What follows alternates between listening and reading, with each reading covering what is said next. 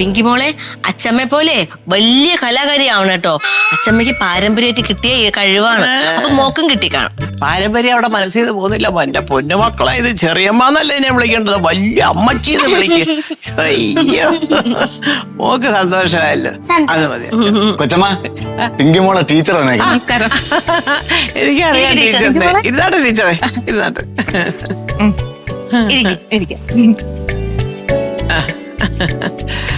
മോളിലൂടെ dance പ്രോഗ്രാമിന്റെ കാര്യമൊക്കെ പറഞ്ഞായിരുന്നോ? പറഞ്ഞായിരുന്നു ഇങ്ങനെ ഏതാണ്ട് ഒരു വലിയ പരിപാടി വരുന്നതും. അതിന്റെ കൂടുതൽ ഡീറ്റെയിൽസ് അറിയാൻ വേണ്ടിട്ട് ടീച്ചറോട് വരാൻ പറഞ്ഞത്. ഇത് ഒരു വേൾഡ് റെക്കോർഡിന് വേണ്ടിയിട്ടുള്ള ഒരു പ്രോഗ്രാമാ. ഒരു 10-15,000 കുട്ടികൾ പങ്കെടുക്കുന്നുണ്ട് കേട്ടോ. അതെല്ലാവരും ഒരേപോലെ ഡ്രസ്സൊക്കെ ഇട്ടിട്ട് വലിയൊരു ഗ്രൗണ്ടിൽ നിന്ന് ചെയ്യുന്ന ഒരു പ്രോഗ്രാമാ. അപ്പൊ അതിന് മോളെ സെലക്ട് ചെയ്തിട്ടുണ്ട്.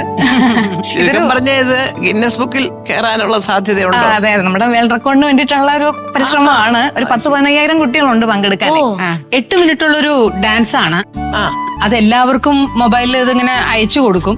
അത് കണ്ട് ഒരേപോലെ പഠിച്ച് പെർഫോം ചെയ്യാന്നുള്ളത്. പിന്നെ ടീച്ചർമാരുടെ ഒക്കെ ഒരു മേൽനോട്ടവും കൂടെ ഉണ്ട് അതിന്റെ കൂട്ടത്തിൽ. ഓ, അങ്ങനെ. എന്നാലും ഈ കളിക്കുന്ന ഡാൻസിന് ഒരു പേര് കാണുമല്ലോ. ഇപ്പൊ മോഹിനിയാട്ടം, കുച്ചിപ്പുടി, പിന്നെ ഫോക്ക് ഡാൻസ്, സിനിമ ഡാൻസ്, അങ്ങനെ. അതിപ്പോ അതിലൊരു പേരൊന്നും ഇല്ല ഇതിന്. സത്യം പറഞ്ഞാൽ എനിക്ക് ഇതിനെപ്പറ്റി വലിയ പിടിയൊന്നുമില്ല. ഭരതനാട്യം എന്നാ പറയുന്നത്. പക്ഷെ എനിക്ക് കണ്ടിട്ട് അങ്ങനെയൊന്നും തോന്നിയില്ല. ഈ പറയുന്ന ഒരു 10-15,000 കുട്ടികൾ ഒരുമിച്ച് ഒരേ ഡ്രസ്സിൽ നിന്ന് കളിക്കുമ്പോൾ ഒരു ഭംഗിയില്ലേ, അതാണ് മെയിനായിട്ട് ഉദ്ദേശിക്കുന്നത്. നമുക്ക് നിർബന്ധിക്കാനും പറ്റില്ല. കാര്യം എന്താ അറിയോ, പ്രശോഭ് എന്നെ വിളിച്ചു പറഞ്ഞു, അമ്മ അവളെ ഇങ്ങനെ ഡാൻസിന് സെലക്ട് ചെയ്തിട്ടുണ്ട്, അപ്പൊ ഒരു 7,000 രൂപയൊന്ന് അവിടെ ഏൽപ്പിക്കണം. അതിന്റെ ഒരു ഫീസ്. അപ്പൊ ഈ ഒരു കുട്ടിയെ ഇതിന് കൊണ്ടുപോകുന്നതിനുള്ള ഒരു തുകയാണോ 7,000 രൂപ? ഇത് ഈ പ്രോഗ്രാമിൽ പങ്കെടുക്കുന്നതിനുള്ള ഫീസ് അമ്മേ. പിന്നെ ഈ ഫീസിൽ തന്നെ കോസ്റ്റ്യൂം അവർ തരുന്നുണ്ട്. അത് ശരി. അപ്പൊ ഇത് എല്ലാ കുട്ടികളിൽ നിന്നും വാങ്ങിക്കുന്നുണ്ട്. ഒരു കുട്ടിയുടെ കയ്യിൽ നിന്ന് 7,000 രൂപ, അങ്ങനെ 15,000 കുട്ടികൾ. ഒരു നല്ലൊരു തുകയായിരിക്കുമല്ലോ. അല്ല ടീച്ചറെ, ഞാൻ ഒരു കാര്യം ചെയ്യട്ടെ, ഇത്രയൊക്കെ പൈസയൊക്കെ തന്നതിനകത്ത് പങ്കെടുത്തിട്ടേ ഈ കുട്ടികൾക്ക് എന്താ ഒരു പ്രയോജനം? അത് പങ്കെടുക്കാന്ന് പറയുന്നത് തന്നെ ഒരു വലിയ സംഭവമല്ലേ അല്ലേ? അതെ അതെ. അത് ഈ വേൾഡ് റെക്കോർഡിൽ പങ്കെടുക്കുന്നതിന് ഒരു സർട്ടിഫിക്കറ്റ് കിട്ടും, അത്രേ ഉള്ളൂ. അയ്യോ, അത് വലിയ കാര്യമല്ലേ, വേൾഡ് റെക്കോർഡിന്റെ സർട്ടിഫിക്കറ്റ് വീട്ടിലിരിക്കാന്ന് പറഞ്ഞേ. എന്റെ പൊന്നെ ടീച്ചറെ, വേൾഡ് റെക്കോർഡിന്റെ ഒരു സർട്ടിഫിക്കറ്റ് കിട്ടാൻ ഇങ്ങനെയൊക്കെയുള്ള ഈ ഒരു വളഞ്ഞ വഴികളൊക്കെ വേണോ? ഇത്ര കോടി രൂപ കളക്ട് ചെയ്ത് ഇതൊക്കെ എന്താണ് സംഭവം? സത്യം പറഞ്ഞാല് അതിനൊക്കെ എത്രയോ നല്ല വഴികളുണ്ട്, നേരായ വഴികളുണ്ട്. ശരിയാണ് അമ്മ പറഞ്ഞത്. നേരത്തെ പറഞ്ഞ ഈ 10,000 പിള്ളേർ ഡാൻസ് കളിക്കുന്നില്ലേ, ആ ആൾക്കൂട്ടത്തിൽ ഇവളെ എങ്ങനെ കാണും? അമ്മ, ഇതെന്തോ ഊടായ്പ പരിപാടിയാണ്.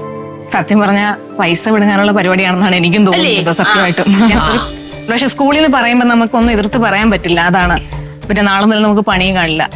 സ്വന്തമായിട്ട് വരുമാനം ഇല്ലാത്ത കലാകാരന്മാരുടെ അവസ്ഥ നമുക്കറിയാലോ. അപ്പൊ എന്തായാലും താല്പര്യം ഇല്ലെങ്കിൽ നമുക്ക് എന്തെങ്കിലും പറഞ്ഞ് ഞാൻ ഒഴിവാക്കിക്കോളാം.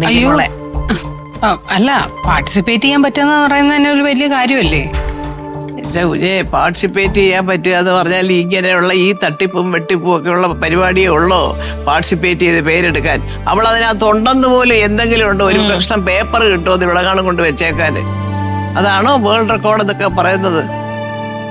ഇറങ്ങിക്കോട്ടെ എന്നാ, ഞാൻ ചായ കുടിക്കുക. അല്ലെ, മുത്തോടെ പോയി. അയ്യോ, ഇപ്പൊ എടുക്കണ്ട, എനിക്ക് 1-2 വീട്ടിലൂടെ കയറാനുണ്ടേ. ആണോ? ഇറങ്ങിക്കോട്ടെ. ശരി, പോട്ടെ മോളെ. ബൈ. പിങ്കി മോളെ, മക്കൾ വിഷമിക്കണ്ട.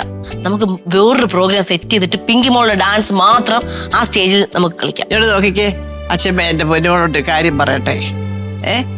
എന്റെ പൊന്നുമോളുടെ ഡാൻസ് നമ്മുടെ കുടുംബക്ഷേത്രത്തിൽ ഈ വരുന്ന ഉത്സവത്തില് മോൾ ഒറ്റയ്ക്ക് സ്റ്റേജിൽ ഡാൻസ് കളിക്കും.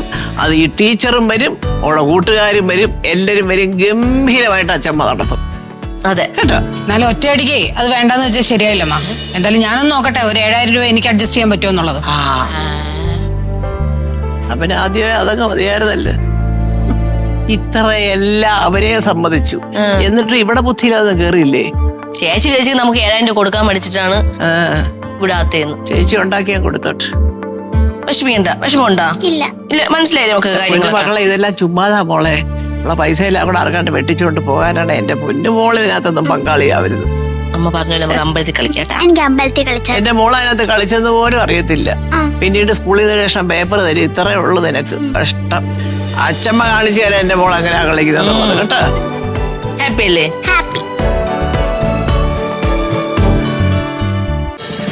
ഫ്ലവേഴ്സ് ഒരുക്കുന്ന കാഴ്ച വസന്തം യൂട്യൂബിൽ പ്രേക്ഷകർക്ക് ലൈവായി കാണാം. ഫ്ലവേഴ്സ് കോമഡിയിൽ ജോയിൻ ചെയ്യൂ, ആസ്വദിക്കൂ.